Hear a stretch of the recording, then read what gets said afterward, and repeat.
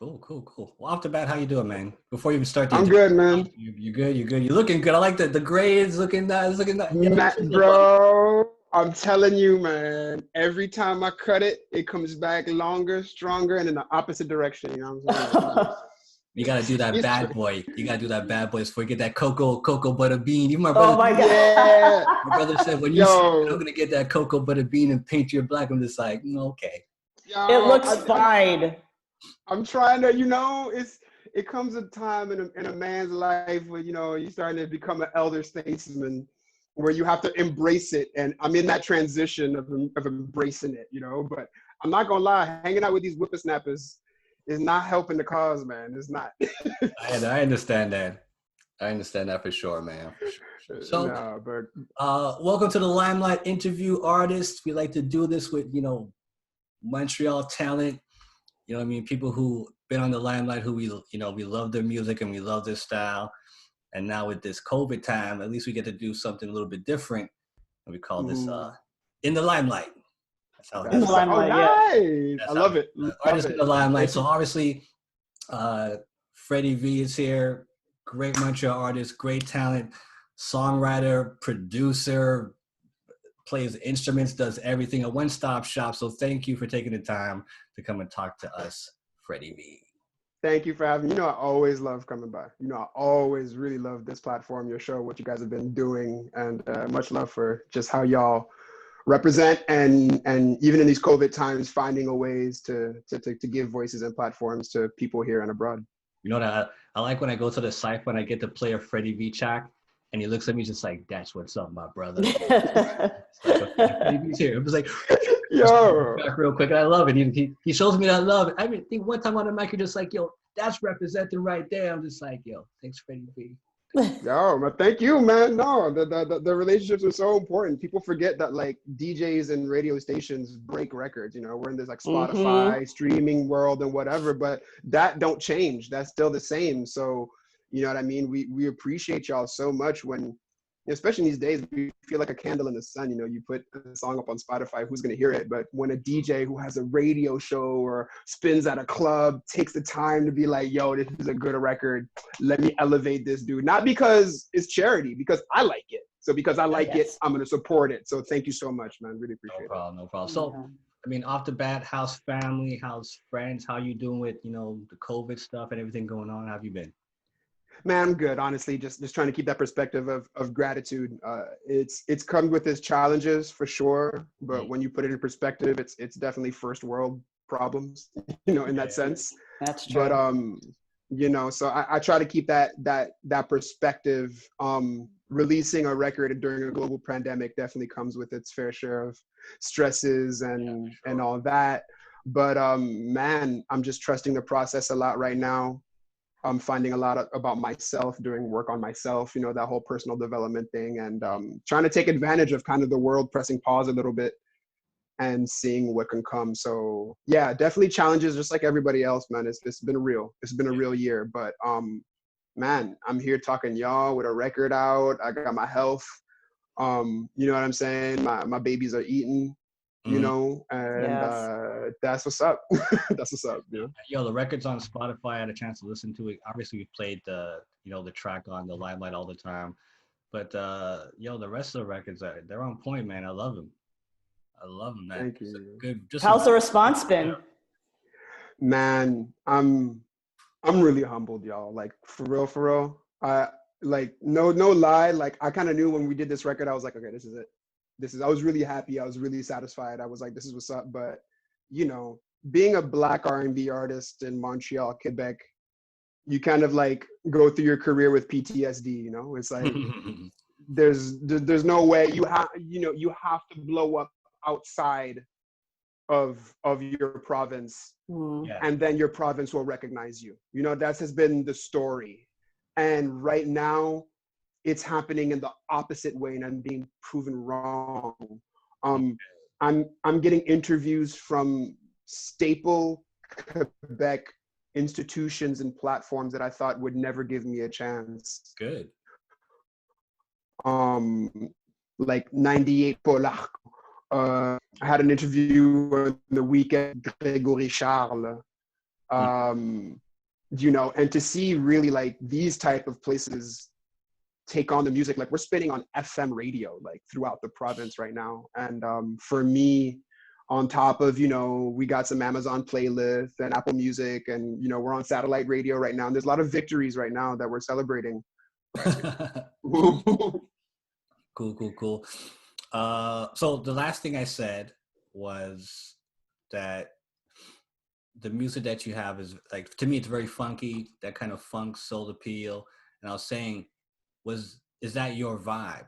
Like you always like that funk is in your soul and you want to put it out to the world? Or is it just happened to be like that for you? Well, you know, I do come from like, I gotta give it up to like my parents. They have a really rich musical background. So I think it would definitely be unfair to them and a lot of people who, if like were responsible for my musical upbringing, if I only took it from funk and soul. You know what I mean? My parents are immigrants that were born and raised in Senegal. My father moved and went to UCLA in 1965. So you can only imagine that culture shock, that transition, being on campus with Kareem Abdul-Jabbar, the LA jazz scene, Stevie, Herbie Hancock. My dad was a huge Beatles fan, was listening to like Crosby, Stills, Nash and Young, and, you know, so super rich musical palette. And then we got into P-Funk afterwards, and hip hop is a huge part of me and what I do. And not to mention like West African music, Cuban music and whatnot, but, you know, funk and soul music from that late 80s and early 90s is definitely at the core of my musicality. I can't front on that. It's the thing that I have the most experience with. It's the thing that speaks to me the most.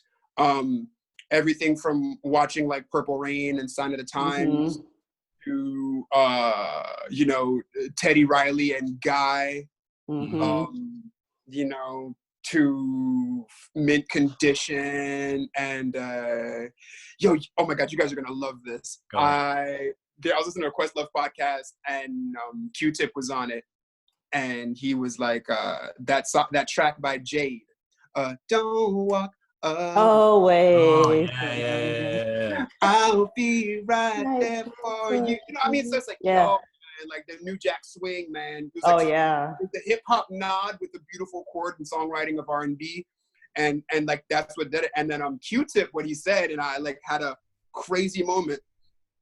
He said that the bass line from Jade's New Jack's song "Don't Walk Away" is what inspired him for the bass line of a Ward tour off of Midnight Marauders. No way. We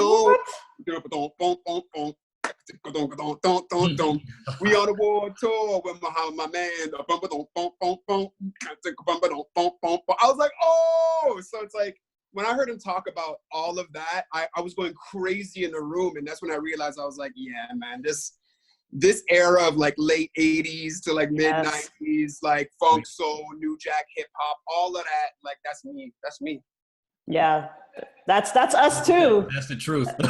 You know, that's us too. So, you know, exactly. that's what we're feeling. So that is the truth. So, like you said, now it's Fredy V, and the foundation, the band is together going forward. Like you said, like, you know, now it's a collaboration. It's more of a group effort. Is there complications with that? Because you being a solo artist, obviously you do have, you know, what you want to portray, and then you have the band members. Are they following your lead? Do you kind of follow their lead? Or is it really kind of like, let's sit down and hash everything out, guys? What do you want? This is what I want. Let's, you know, how did that work? Or was it like love at first sight kind of thing? Yeah, it's funny. Because I mean, that's the thing. Like, we're friends. We've been working together for a while and whatnot and performing. But when it comes to composition, creation, intellectual property, you know, it's definitely another zone. Like the muscle you use playing live is not the same muscle that you use in studio, you know? And I think the thing that I did is that I tried to set the table as much as possible to create a really conducive environment where everybody feels comfortable and everybody is able to spread their wings, express themselves and whatnot. So that was like my main goal. And I went to every single musician in the group And I think that a lot of that in terms of it is when I started changing my mindset. As a solo artist, as an artist, you're always in this thing of where you have to prove yourself. You have to prove yourself to your crowd, prove yourself to the radio stations, prove yourself to musicians so you can have a good band. And you're always proving yourself. And it obviously gets you in this motion of me. And being able to take a step back and flipping that and going to each musician and asking them straight up, what do you want in life? What do you want out of your musical career? And how can the foundation help you get there? Once I started flipping that, that's when all the blessings and things just started getting easier. You know, it was that mindset of being in service to my musicians, of creating a platform for my musicians and creating something bigger than myself, you know? That's true. And that really facilitated so much, and more so than musically, more so than other stuff. I think for me personally, the difference is, you know, learning to let go, learning to trust, learning to take a step back, and like the decisions that you take and the things you decide not to do are equally as important as the things you decide to do, you know? Exactly. So as much as this was a growth for me musically, this was a huge growth for me personally, because it's all of that. It's team building, it's souls, it's real people, it's real ideas that you have to bring together, you know? You got to earn that trust. And I mean, there's a prime example of that on the record where it's just the band playing. I can't remember what song that was. I think maybe the song, but Fun Guy. It's like, you know, the singer has trust in their band where the band could just roll out a track and it sounds mad good. Like if you sang on it, wicked. But if you didn't sing on it, perfect. A perfect track to bump to. So like that to me shows that, you know, you have that trust, or the band has that kind of collection where people are like, oh yeah, you guys just rock out. We'll put it on the record. It's going to be dope. People are going to love it. You know what I mean? So good for you. That's funny you mentioned that, man, because that's exactly the way it went down. The story between that is that track before Fungi, which is called I Could Be, and Fungi, those ideas came together in the same session. Oh, okay. And we were going back and forth between both sections, going back and forth, you know? And, you know, that first section, all the vocals were coming or whatever. And then the second section, I was like, why am I having this writer's block? And then we went back and listened. And then me and Mel Pacifico were just sitting there like, well, yeah, we have a writer's block. And then we're like, no, we don't have a writer's block. There's nothing to say. The story is complete. Yeah. The story. So we got back to the next session. We sit with the guys, and all the guys were like, all right, y'all. So what did y'all write? You know, like you rapping, Fredy? You singing? Y'all got bars? Mel, what's going on? And we're like, not a damn thing. Nothing. You know, like what? And like we're just gonna sit here and play. You guys. Yeah, it's all on you. Yeah, it's all on y'all. We took a decision not to do something, and getting out the way of the creation, getting out the way of that is so important, and being able to like have the humility to do that. You know what I mean? And that moment, and it's so funny that we're speaking about this and that you saw that, because for me, that was a very crucial moment in the record. You know what I mean? And that really speaks to the essence of the project. Because in that essence, like it's important that sometimes the band gets lost, not purposely lost, not because the artist is just, no, I don't want, you know what I mean? They just everything's focused on the artist, and you almost forget about the band until they do a solo in your track. You know what I mean? Like, oh, who's that bassist? He's dope. And then that bassist goes somewhere else, versus like, yeah, you guys are rocking.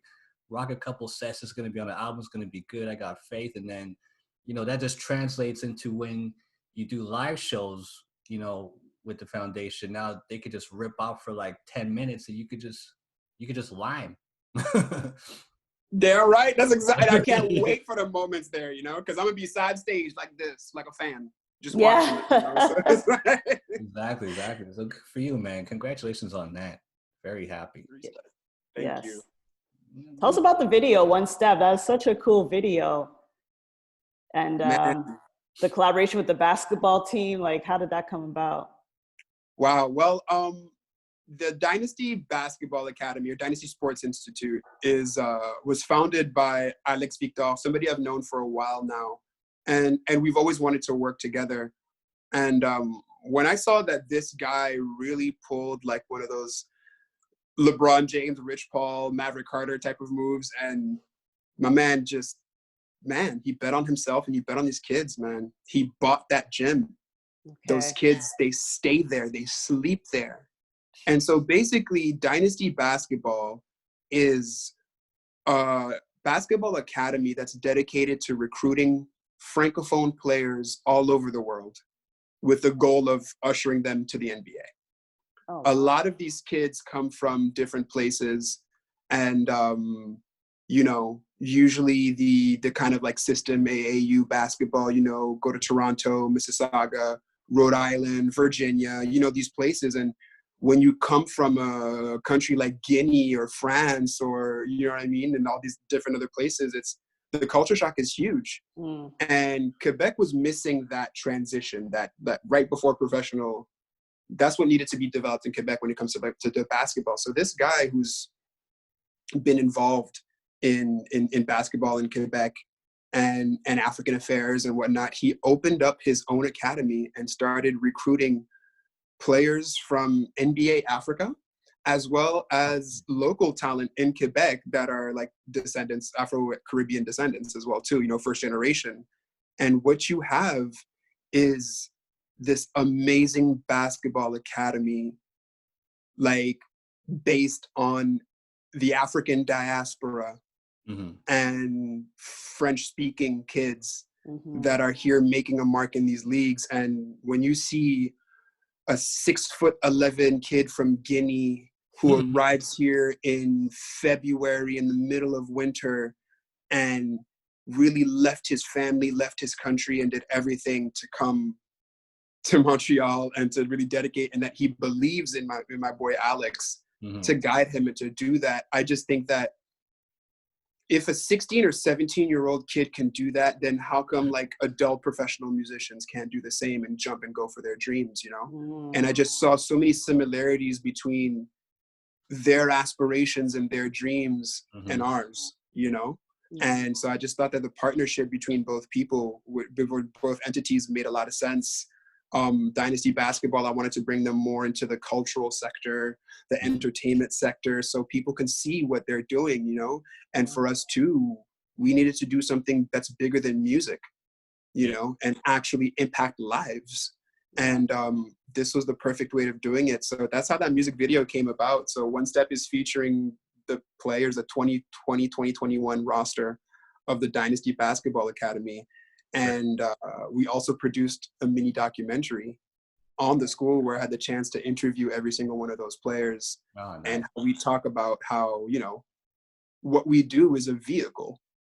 It's just a vehicle, but we have a destination too. So it's just like, it's more than an athlete, you know, there's not going to be any shut up and dribble over here. Exactly. You know, and just like they need to take ownership of their brand and their name and their likeness, unlike what the NCAA does, we as well too, we take ownership of our brand and our likeness, and we own our trademarks and we own our masters and we own all those type of things. So when y'all see Drake on the sidelines of a Raptors game, understand that this is the essence of that relationship. It's not just, hey, you know, I'm tripping a referee courtside, whatever, you know, it's literally like we doing this from the ground up with these kids. And so that's what One Step is all about. And we created the One Step mission with those kids from Dynasty Basketball, and shout out to them. And so please guys, go to Instagram at Dynasty Basketball and go see what this academy is doing. Definitely. And keep checking out that video. Yeah, so you guys look like you were having fun. They looked like they were having fun. It was like really awesome. Cool. It was awesome. Cool. So more videos to come with the record, or is that was the main one? And man, we right now, man, there's definitely more to come. There's definitely like a bunch of COVID pivots going on, you know what I mean? We have to stay fluid, we have to stay flexible, but on top of like, you know, the music video that we're like just starting pre-production on, and, you know, trying to see what, you know, the next few months are going to look like, you know, we're just kind of navigating that. But we also have like a live in studio performance that we have already done. So we're going into post-production for that. And a lot of a lot of ideas and work for live streams. This winter, you know, we're looking to put out some live stream performances, but with a big band, it's not very easy, especially in COVID. You know, we're 7, you know, so if you have to go to place, social distance 7, make sure there's no lag, get a couple of cameras, because that's what we want to do. You know, we want to give quality. You know, you want to give something that's like a dope product that Montreal can be proud of and be like, yo, that's us. You know what I mean? Yeah, exactly. And so far, like, I find that like we've just arrived in that zone and we want to keep it there. So there's like a lot of technology that we have to get used to. We have to do our homework and do it. So we're in the middle of that right now. You know, we just opened our Twitch account. We're going to have, we're going to jam sessions on Twitch, you know what I mean? Where people can see us work in studio. So yeah, right now that's really our focus. How can we give quality video content from January to like May? And ultimately, like, stay tuned. Yeah, and ultimately with you guys taking these steps because of COVID, you know what I mean? It's just like, okay, we have this kind of platform, we set it up perfectly. Yeah, now we could do outside gigs, which is great because, you know, COVID's gone, but now you have this platform where, you know, let's just have a quick Twitch jam session and it's all set up. You don't have to force yourself to go out and do gigs. Now you can do it anywhere, you know what I mean? You just set up a Twitch and just have people rock out for a bit. And it kind of wets the people's palate. Be like, oh, you like us on Twitch, we're gonna be also live, you know, next week over here. Like, if you like this, then you're gonna love that when you see us live. So it's forced that we have to do this, but it's gonna pay off in the long run anyway. Yeah, there's like opportunities because you could also reach a different audience as well that you never would have just doing shows in the city. Man. Man, exactly. You know, it's like me, I find, you know, the entertainment sector is definitely suffering right now. But what I try and tell my music professionals and musicians and creatives is that we're built for this, y'all.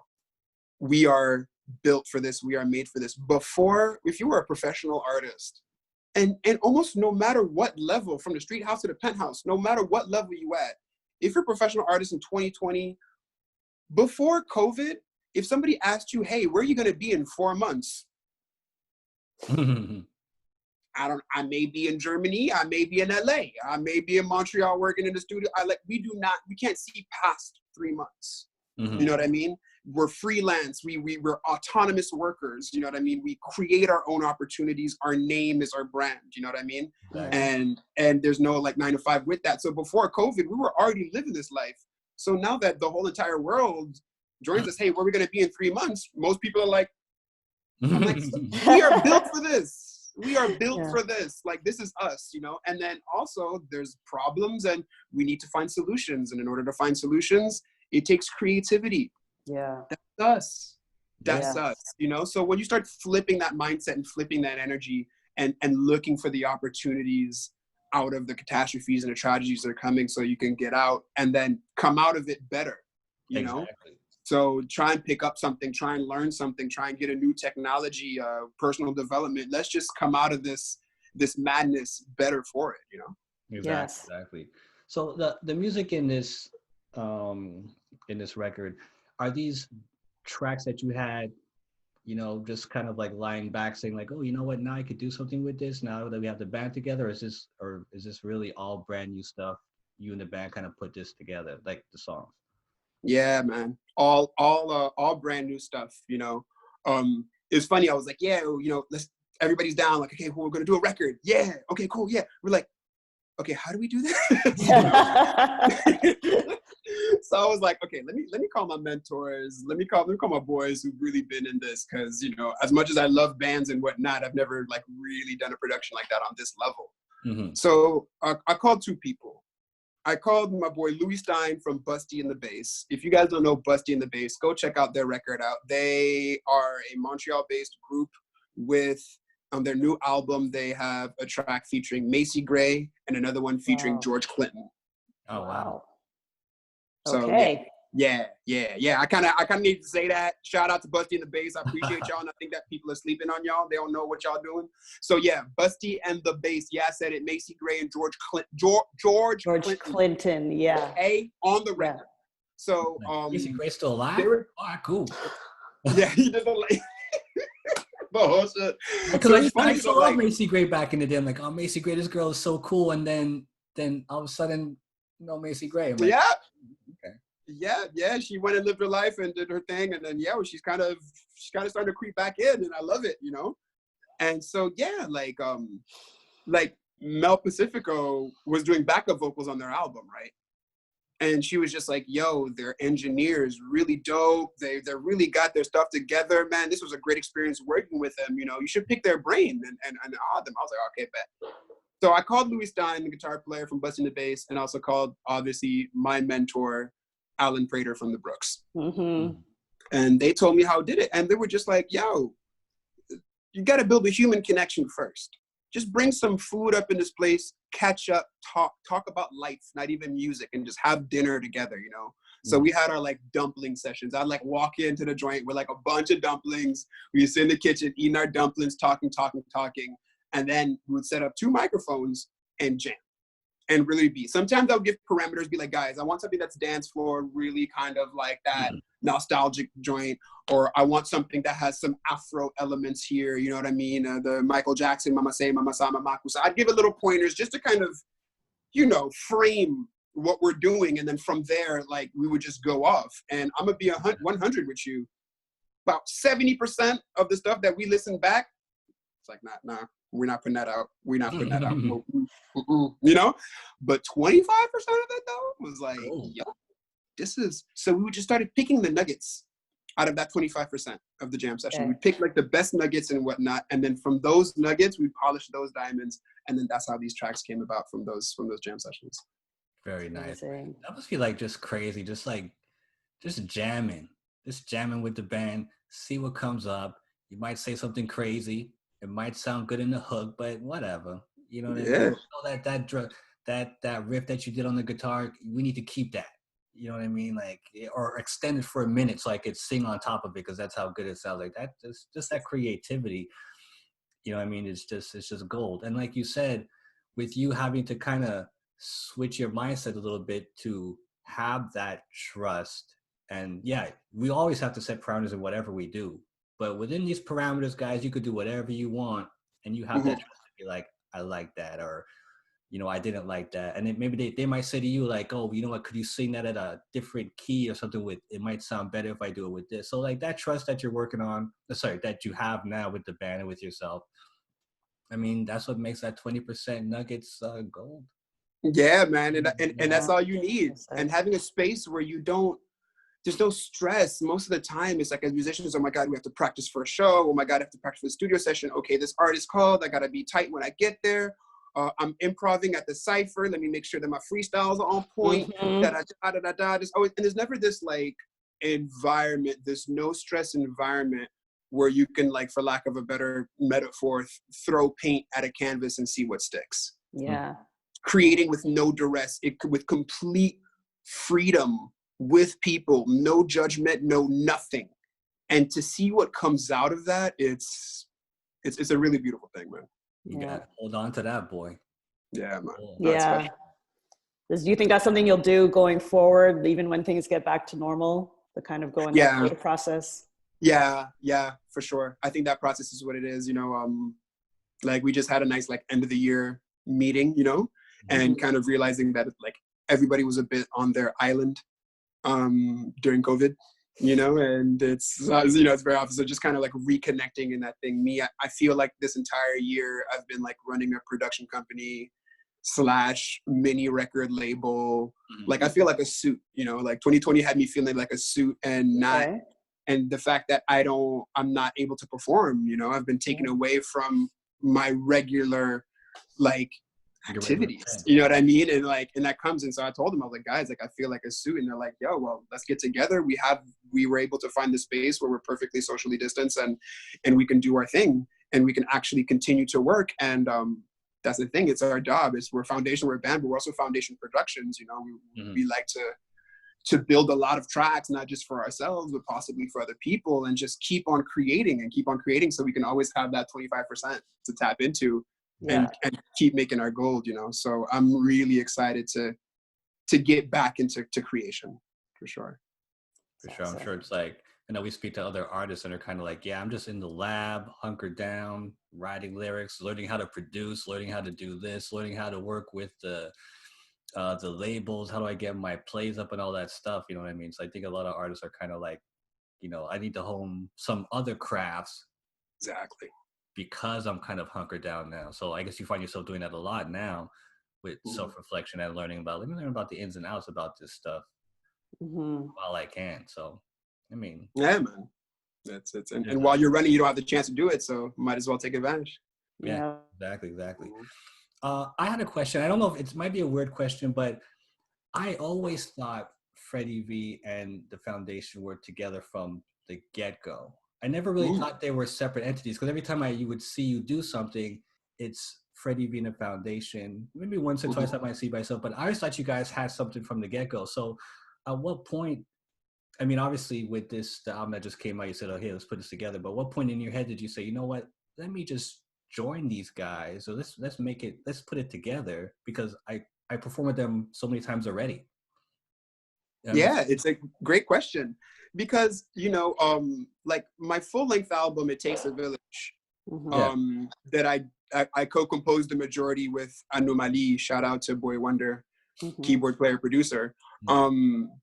Yeah, that was a in-house solo artist type of a process to create that music. When it was time to take that music to the stage, for me, like I said, it's the band and it's the same dude, you know what I mean? Like Ronnie and Calder and myself, we go back all the way to Jello Bar and Piano Rouge days. You know what I'm saying? Like we go back, you know what I mean? Like, so with that being said, it's like, I told them I was like, you guys have to have a name. You guys just can't be like just backing bands in a black suits behind me. Like, y'all have way too much personality. You guys have a huge role in my career. You know what I mean? Like, it's not, you guys can't just be attached to Fredy V. You know what I mean? Like, y'all are your own people. What's our name? What's our brand? And so after It Takes a Village was released, that's when, we came up with the word, the foundation. And the reason why I named it The Foundation is because it just reminded me of how I learned music.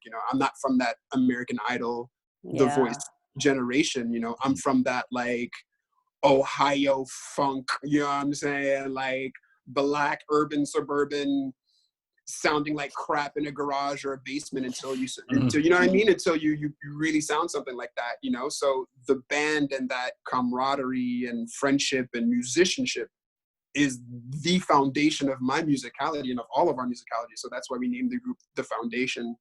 And it just, every time we performed, it just took on another level. And people started recognizing the faces, and Mel Pacifico joins, and David Oze joins, and it just started getting bigger, and it just took this whole thing. And I was like, I just started creating. It was just natural.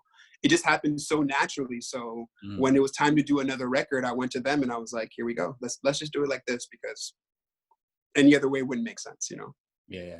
Oh. Yeah. I mean, it's a great album. Testament to the talent of Montreal, testament to you guys coming together and saying like, yeah, we could, let's not be separate. Let's just do it how we're supposed to get it done.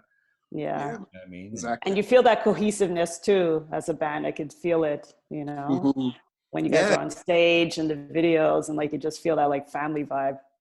Yeah, man. The team is getting stronger and stronger. You know what I mean? And ain't nothing like time and relationships and going through life to, you know what I mean, strengthen some of these bonds, and you know what I mean. And we're just grateful to be healthy and to be here, you know what I mean, and to have something to offer, and that's it. Exactly. So, like you said, in the future, because of what we're going through now, you're gonna be doing some Twitch stuff. You're gonna be trying to set up some online performances. Is there something coming up soon, or that's kind of going to be like a little bit next year? You have a Christmas thing going on? Is a no, we party got kind of thing going on? We got out the way of Christmas. We got out the way of Christmas.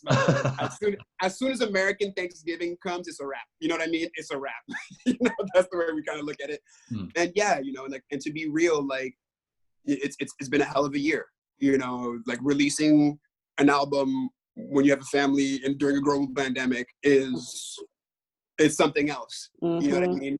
So I think that my team has done such an incredible job this year. Like, you know, not just the musicians, but, you know, everybody who's behind the scenes working, you know, it's been wow. And they deserve a break.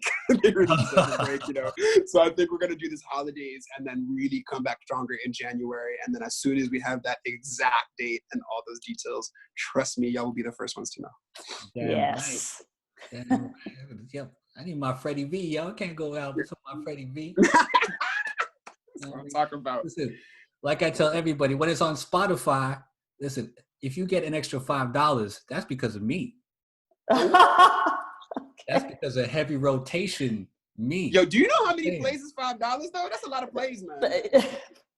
I don't think you have enough time in the day for $5 on Spotify. That's a lot. I'm just saying. I work from home now, so I got time on my hands, my brother. Or play it when you fall asleep. You know what I'm saying? Just press play. Oh, okay. I'm gonna do that. Appreciate go get yourself a new sweater on me. No, yeah. Get some Mentos.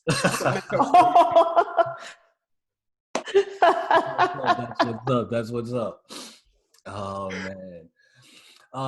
Where can people find you? What's the Instagram? What's everything? What's the connects? Yo, so all the connects right now is at Band Foundation. I repeat again, at Band Foundation. You can find us there on Instagram, Facebook, and Twitter. Mm-hmm. It's Fredy V in the Foundation. You can find us on all streaming platforms. Streaming is level 1 of support. If you want to go to level 2 of support, find us on Bandcamp. Bandcamp is when you really get behind an artist and you actually buy and download instead of listening and streaming. You feel me? So yeah, you guys can find us on our Bandcamp site, Bandcamp at Band Foundation. If you put at Band Foundation, you will find us on all platforms. Period. You know, we are consistent all the way through. I worked very hard on that last year for the branding. And yeah. And then y'all know you guys can always find me at Fredy V Music, but it's about the band. It's about the band. So at Band Foundation, follow us. One Step EP is available everywhere. Excellent. Nice, man. I know, just a little sidetrack, you started doing some artist interviews on your own. Is that because I know Lady Oracle said like, hey, Fredy V's doing some interviews too, and it's like, oh shoot, like where they at? Lead us to the new school, is that what you're calling it? Yeah, well, you know, I have a different theme every month. So I started a series back in September, October, and then we're finishing up tomorrow with High Classified, actually. But yeah, every Wednesday at 10 p.m. during COVID, as you said, you know, a lot of people are picking up these new skills. Me, I kind of went back into my journalism bag. That's something that I've always wanted to do, is to be a journalist and an interviewer and use some of my public speaking skills. And I want to lend that hand out to really shining a light on the Black music scene coming from our city. You know what I mean? The artists that are really moving the needle, that don't, and have the type of interviews that are like artist to artist interviews. So some of those nerdy questions, some of those things that, you know, that really you see inside. And so this is something that I've really wanted to develop this year. And I think that 2020 was probably, that's the thing that's been new for me, being able to interview. I have to shout out Hybrid Music in New York and Bilal's team, because it all started with them back in 2018 and 2019. They got me a media pass at the Jazz Festival. And I found myself interviewing like just jazz legends, you know what I mean, on their platform. And it's something that I just, I got the bug, and I just love doing artist interviews. So whether I'm on this side of the interview or your side of the interview, it's just, I mean, there's nothing better than these type of opportunities to really be able to nerd out on our craft, you know, together, and talk about these things that, you know, hey, I go through that too. Oh wait, what? You do that? Be it, you know, the personal side, the business side, the technical side, the mental health side. You know, and I think that this is a safe space. I'm trying to create a safe space for artists to be able to listen to artists talk about their stuff. So tomorrow, I mean, this is probably pre-recorded, so you won't see, I'm having High Classified on, which is amazing. One of the amazing guests that I had was Kat Dyson. Kat Dyson is a guitarist who played here in the late 70s and all throughout the 80s. Nice. And a lot of the records that came out of Quebec went she was playing guitar on those records, and she went on to go perform for Prince and Cyndi Lauper. You know, somebody else that I had too, which is really interesting, was a producer, Radar Ellis, who is a professor at Berklee School of Music, and he is responsible for bringing the hip hop curriculum to Berklee School of Music, which includes the J Dilla Ensemble, which includes courses on DJing and scratching, which, you know, so that was immensely eye-opening, you know what I mean? And yeah, so that was really cool. Jamie Woods too, she has a new track out. She's a good friend of the crew. She won a Grammy for writing on Chance the Rapper's No Problems. Oh. And she's also featured on Tank and the Banga's new track, Self Care. And so we were able to have her, Malika Tyrolien, and it's just been really cool to being able and seeing all these artists that are just like, yeah, no problem, sure, Fredy, you, no problem, anything for you. And I'm like, oh, that's cool. It's incredible. It's a great way to connect, and I just feel like I feel connected to the scene right now, just because like I'm interested in people, and like I said, it's a mindset shift. Mm-hmm. It's a mindset shift. As artists, about me. How can I get bigger? Oh, my culture, my scene, Montreal guy, Montreal. We're not on the map like we need to be, guy. But what are you doing about it? What are you doing about it? And that's where I was just like, I need to do something about it, and I need to contribute. I need to reach out to people. I need to be a connector. I need to be a trusted source. You know what I mean? Yes. And that's how that came about. And so I want to thank every single person, you know, from the beginning of year to the Azas and Miriam Sassy and Wayne Tennant, to the end of the year, Alan Prater, Slim Williams, Kat Dyson, Radar, High Classified, Anomaly, and all of my guests who've given me such a great portfolio. And just to let you know, there's some really cool things coming next year, so stay tuned. Yes. You must have learned so much from talking to those cats, the new ones and the old ones, just like, wow. Man, so enlightening. I mean, yo, my OG Chronicles in September, talking to Slim Williams. Are you kidding me?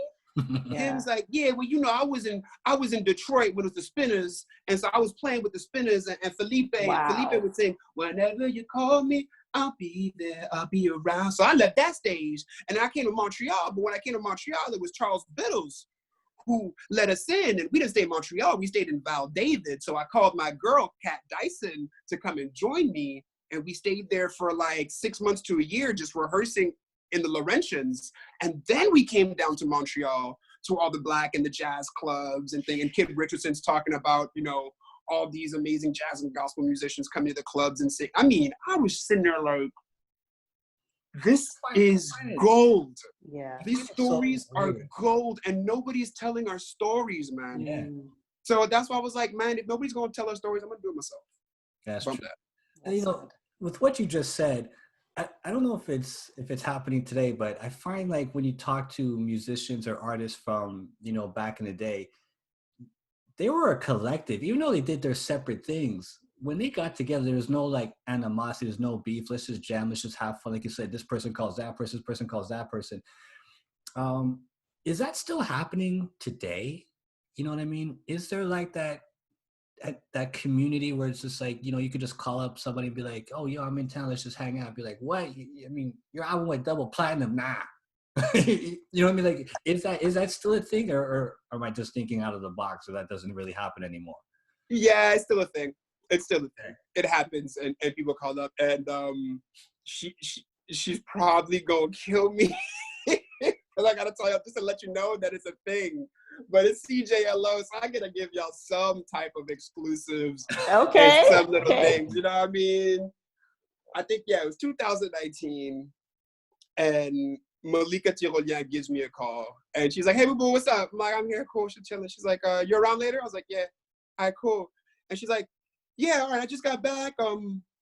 Esperanza's here, and you know, we're just gonna, I'll give you a call, let you know what we're up to." And I'm like, hold on. No, I think it was, I was like, who? I was like, why are you talking in first name basis? Like, like, don't mess with my emotions. Like, stop it. I was like, Spalding? Like, not the basketball? It's like, Spalding? She's like, yeah, I'll give you a call later. And I was like, wow. And I'm just like, and that's like my best friend, you know? So even me, I'm like, I'm not really understanding where she's at right now. You know what I mean? Starting to like come in. And then she sends me another text, hey, boo-boo, we're around the corner. We're just eating. Come through. So I look at the text. Sure. I was like, hey, boo-boo, I'm just letting, Esperanza's next door. I'm just going. She's like, go, just go. And next thing you know, like, I'm in this restaurant with Malika Tirolien and Esperanza Spalding. That's amazing. For 3 hours, just talking about music and looking at literally the goddess of bass vocals, who I am a bassist and vocalist, so she is the pinnacle. And you know, and it's funny. I don't know if y'all remember that Outkast album, the Speaker Box and Love Below. Of course. One of you know, one of the Andre interludes. Mm-hmm. That's how it was. I felt like Andre, like walking to the restaurant. I was like, stay cool, 3000. Stay cool, 3000. Stay cool, 3000. Stay cool. And just, yo, man. And that's the thing, you know, and like she didn't let anybody know she was coming to Montreal. She was coming up just so she can be by herself and work a little bit on some music and whatnot. And it was one artist who hit up another artist who was like, I'm chilling, I'm hanging out just like regular people, although she won Grammy nominated and Grammy Award winning and all this, but just, it was just people's connecting and how those human connections are equally as important as those musical connections. So yeah, man, that still happens for sure, you know, like a lot here, you know, so it's cool. That's awesome, man. That's awesome. Esperanza Spalding. Mm-hmm. Let me tell you. Woo! Great talent. Yeah, he's so lucky. Thank you for that exclusive. that was gold. Don't tell nobody, y'all. Of course not. Just CJLO. That's just it. CJLO. You know. I need to be hanging with Fredy V. Who knows who you might meet? I might have to hang with him just. You need to call Malika. That's what you need to talk to. Yeah, for sure. So, anything else happening? Any other things that you're working on that you want to kind of give us a sneak peek, or anything on the hot plate? Yeah, man, the hot plate right now is probably those live streams, you know what I'm saying? I want everybody to stay tuned. Please follow us on the gram, follow us on the socials and whatever. We're still a new project, you know what I mean? So so just to make sure that, you know, we have relevance in this game, which is like, you know, all about data and your numbers and stuff like that. So please keep in touch with us on our platforms, because right after the holidays, we're going to be announcing about the video content that's going to be coming soon with all the dates and everything like that. So please keep in touch, and we look forward to really bringing the record to you guys in an audio visual way. You know what I'm saying? In a very, very diverse way. As well, to look out for the interviews. Follow me at Fredy V Music on Instagram, and all my socials is Fredy V Music. And my incentives into like music journalism are as strong as ever. There's a lot of things brewing behind the scene that I can't really speak about now. So keep in touch on that, because I definitely look forward to in 2021 being, you know, somebody who really represents Black music in Montreal outside of just the actual musicality, but through telling our stories, you know what I mean? And controlling our narrative, you know? Awesome. Fredy V, as usual, thank you very much. Yes, thank you so much. Thank y'all. You know, I love y'all so much. Y'all been ride or die since the beginning. I appreciate the show so much, guys. Thank you. I love playing your music. Our pleasure. Perform live. Always a great artist. Always a humble dude, mad chill. You know what I mean? So listen, Limelight has nothing but love for you, and you know it's gonna stay like that. And now with the foundation, we're all a big happy family. Yeah, exactly. And a happy family. And just if I could say just one more thing, like I just want to shout out every single artist from the city that has dropped something this fall, this year, whether it's an R&B, hip hop, Afrobeat, whatever. I've been living in Montreal for a while now, and I have never seen or been a part of so many quality music releases in the span of about 3 months. Seriously. And when it comes to R&B and hip hop, the scene is healthy. The artists are making moves. You guys are creating original content, and this is all being capped off by Kaytranada getting his Grammy nomination today, Yes. and which is a huge representation of everything that's going. So I want to tell my whole city, to the village, man, keep that same energy, y'all. For sure. Keep that same energy. We out here fighting for y'all. We're fighting for the scene. We're finally getting a little bit of due. And it's a beautiful thing to watch, but the marathon continues. So respect to all y'all, man. Thank you. Well said. Yes, thank you. Fredy V, thank you very much once again, man. We'll talk again soon as usual. As usual, man. Y'all stay safe, fam. All right. Good All right. seeing you. Take Take care. Later.